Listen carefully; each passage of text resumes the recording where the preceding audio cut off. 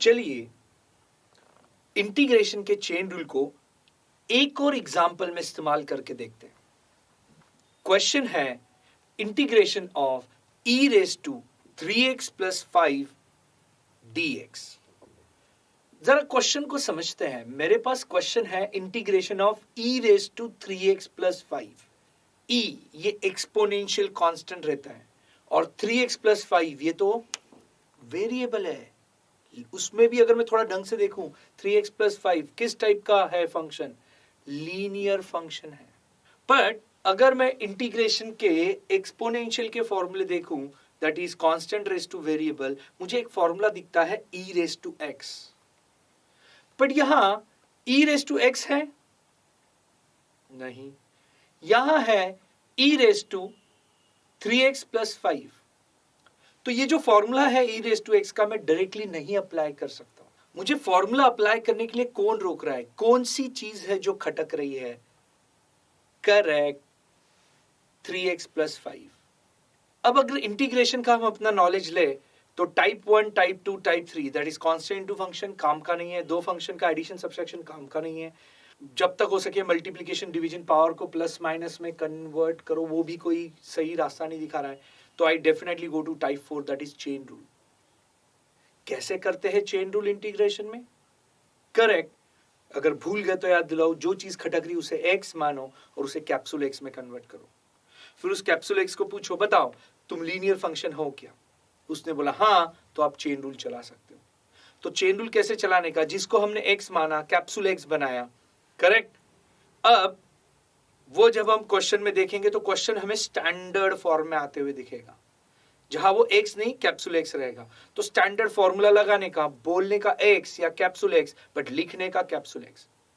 और याद रखना सिर्फ यहां आपका आंसर खत्म नहीं होता है, तो आपको एडजस्ट करना पड़ेगा x का कोएफिशिएंट, वो भी कहां पे? करेक्ट, डिनोमिनेटर में।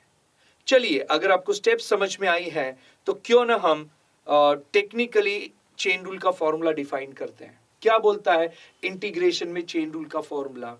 इंटीग्रेशन ऑफ, सब मिलके बोलेंगे, integration of f of ax plus b dx equals to, बोलिए, g of ax plus b into, correct, 1 upon a plus c। तो अगर ये फॉर्मूला मेरे को लर्न है, चलिए देखते हैं, इसको सॉल्व करने की कोशिश करते हैं। वेल, क्वेश्चन मुझे बोल रहा है integration of e raise to 3x plus 5 dx। यहां पे जो चीज खटक रही है वो है 3x प्लस 5। क्यों ना मैं उसे x मान लूं और उसका कैप्सूल x बना दूं। तो जैसे 3x प्लस 5 को मैंने x माना, कैप्सूल x बनाया, पहले मैं उसको क्वेश्चन पूछता हूं, बता 3x प्लस 5 तू लीनियर है क्या? वो बोलता है हाँ। आपको भी दिख रहा है ये 3x प्लस 5 लीनियर फंक्शन है। करेक्ट। कैसे पहचानता है लीनियर फंक्शन? जब वेरिएबल की हाईएस्ट पावर 1 होती है तो उसे हम लीनियर फंक्शन बोलते हैं। Typical format ax plus b। इसलिए तो ये जो चेन रूल का फॉर्मूला इंटीग्रेशन का, उसमें f of ax plus b है। तो हाँ, ये लीनियर फंक्शन है। अगर ये लीनियर है तो हम फॉर्मूला चलाएंगे। अब देखो, जैसे मैंने उस 3x प्लस 5 को कैप्सूल x बनाया, क्वेश्चन दिखने में मुझे ऐसा दिखेगा e raise to capsule x, और मेरे पास e रेज टू x का फॉर्मूला है, तो ये standard e raise to x में बन जाता है। हम फॉर्मूला चलाते हैं e रेज टू x का।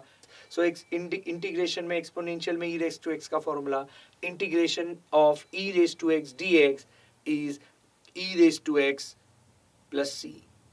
तो यही फॉर्मूला है, अभी चलेगा e रेज टू x, बोलूंगा x बट लिखूंगा capsule x। So e raise to 3x plus 5।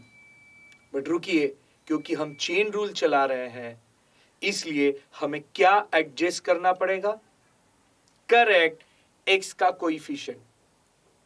तो अगर आप ढंग से देखोगे x का कोएफिशिएंट है 3, तो मुझे 3 एडजस्ट करना पड़ेगा, वो भी अपॉन में। सो into 1 upon 3 plus c। So suddenly जो अनथिंकेबल क्वेश्चन थे, देखो एक स्टेप में सॉल्व हो रहा है क्वेश्चन। बाजू में हम हर बार चेन रूल का जो फॉर्मूला है वो लिखेंगे बाय चेन रूल, और फॉर्मूला लिख देना। आई होप आपको समझ में आ रहा है कि चेन रूल कब इस्तेमाल करते हैं।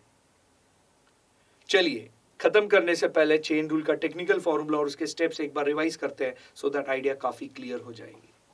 क्या बोलता है चेन रूल का formula? Integration of F of ax plus B dx equals to g of ax plus B into 1 upon a plus सी।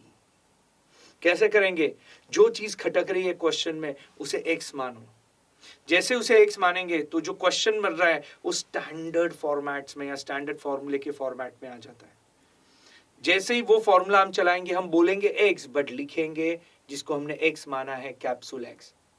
और याद रखना कि x का जो कोएफिशिएंट है वो इंटू 1 अपॉन a या 1 अपॉन जो x का कोएफिशिएंट है वो एडजस्ट करना भूलना नहीं।